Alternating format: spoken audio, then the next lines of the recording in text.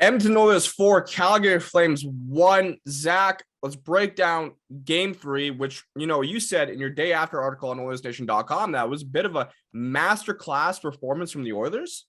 Yeah, I thought so was. You look at the game front to back, and the Oilers were the better team the whole way. Even in the third period when Calgary tried to get some pushback in their game, I thought the Oilers really held their own quite well against the Flames. Front to back, the Oilers set the tempo all night long, and they really kept it up. Credit to Connor McDavid and that top line for what an incredible performance they had. Evander Kane, a natural hat trick, McDavid, 3 points. 3 assists, that is. Leon Draisaitl, 4 assists. Those 4 assists set a postseason record for most assists in a single period in a playoff game. It was tremendous stuff, but I think it goes beyond just those three too. You look at the way that the rest of the team played last night, and I thought, the Oilers were able to roll 4 lines with success against Calgary, and they really did a good job of willing their own game against the Flames.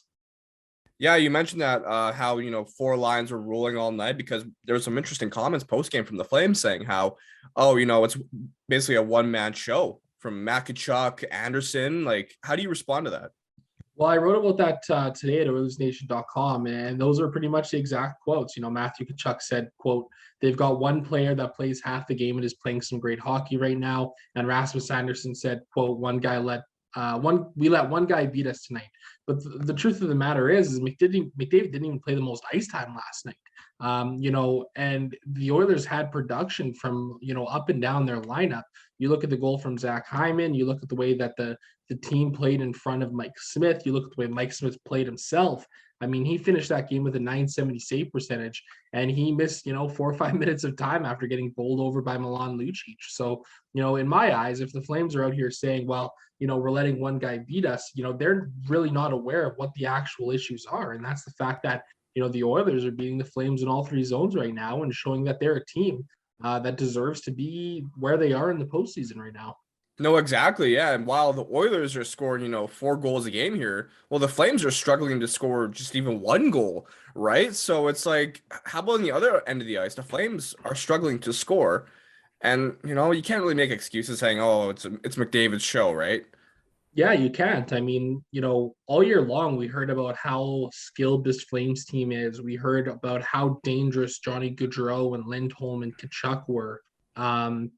Give them credit because, yeah, in the regular season, they've produced, but beyond game one, I really haven't seen enough from the Flames to make me feel like they're, a serious threat in this series beyond, maybe what the LA Kings were to the Oilers. I mean, look, there's a lot of series left here, right? Yeah. So let's try not to get too far ahead of ourselves. But the fact that the Oilers, after game 3, have a 2-1 series lead and they've got home ice advantage the rest of the series, it clearly plays into the favor of the Edmonton Oilers. I mean, even if it's as simple as the Oilers just winning their home games the rest of the way, they win the series. And I don't think that's something that's too difficult to do for a team that, has played really well at home ice this year.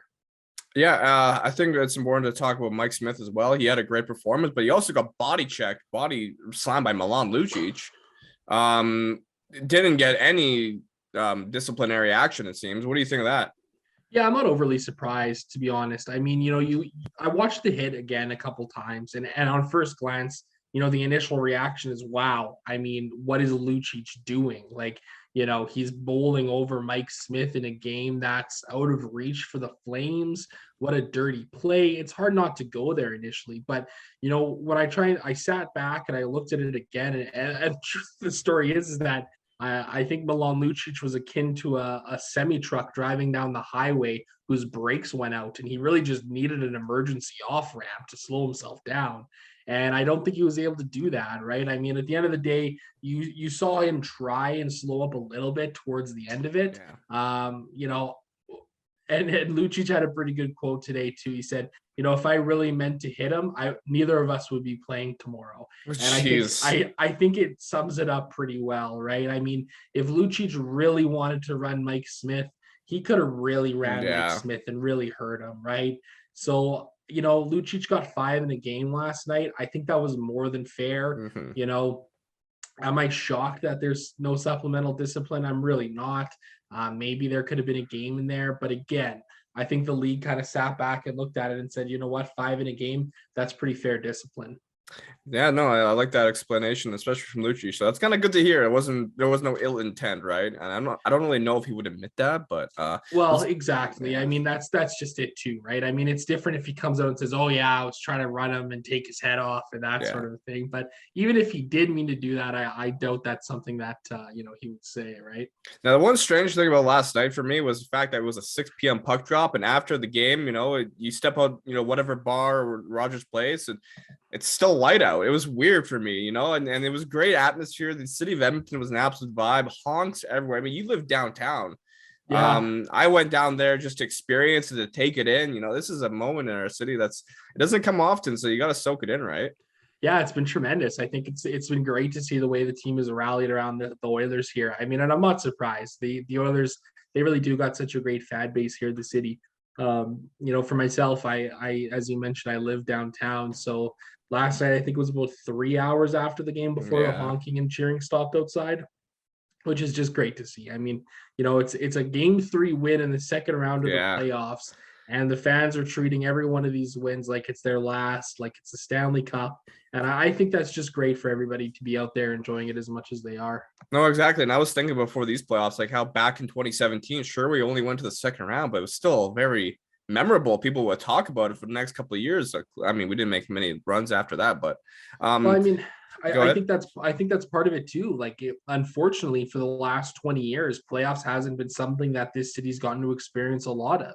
Um, so 2017 was a tremendous time because it was like, wow, we finally did it again. We're in the playoffs. Like, something so easy for so many teams around the league has plagued the Oilers. And so, I think people have realized to not take it for granted when it comes Mm. around.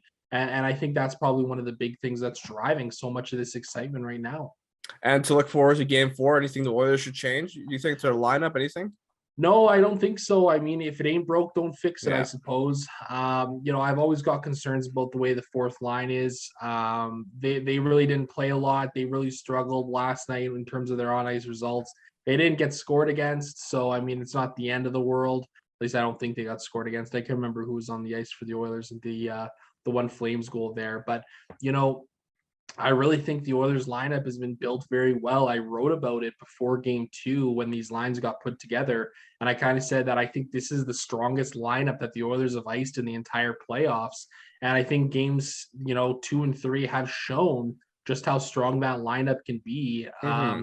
I wouldn't make any changes. If any, I'd maybe take out one of the fourth liners for Dylan Holloway to see what he's got. Yeah. I don't think it would be the worst thing to do at this point in time, but I'm not heartbroken over that because at the end of the day, we've got 2 big wins and they're going to be looking for another one here come Tuesday. Tuesday tomorrow. Yeah, I think puck drop is 7:30. And of course, don't forget to like, comment, subscribe. Share with your friends if you want to. Head to OilersNation.com for more in-depth analysis. And yeah, we'll see you after game 4.